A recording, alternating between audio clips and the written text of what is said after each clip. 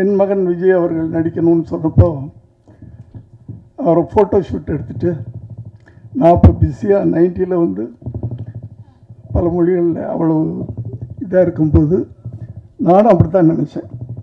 நம்மளே நம்ம பிள்ளையை அறிமுகப்படுத்தினா நல்லா இருக்காது. அதில் பல சிக்கல்கள் இருக்குது அப்படின்னு ஃபோட்டோ ஷூட் எடுத்துகிட்டு அந்த ஆல்பத்தை கையில் வச்சுக்கிட்டு எத்தனையோ இயக்குநர்கள்ட்ட போயிட்டேன். நான் ப்ரொடியூஸ் பண்ணுறேன், எவ்வளோ வேணாலும் செலவு பண்ணுறேன், இவனை நீங்கள் டைரக்ட் பண்ணணும் அப்படின்னு பல இயக்குநர்கள்ட்ட போனேன். யாருமே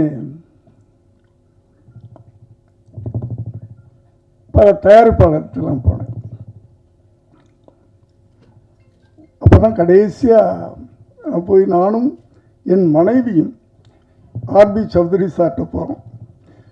ஏன்னா அவர் புது புது டெக்னீஷியன்லாம் உருவாக்குறவர் தைரியமாக.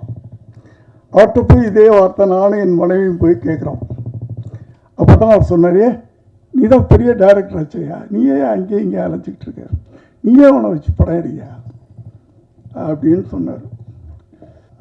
அதனால தான் நான் வந்து கட்டாயமாக அவரை வந்து நானே வச்சு படம் எடுக்கக்கூடிய ஒரு சூழ்நிலை உருவாச்சு.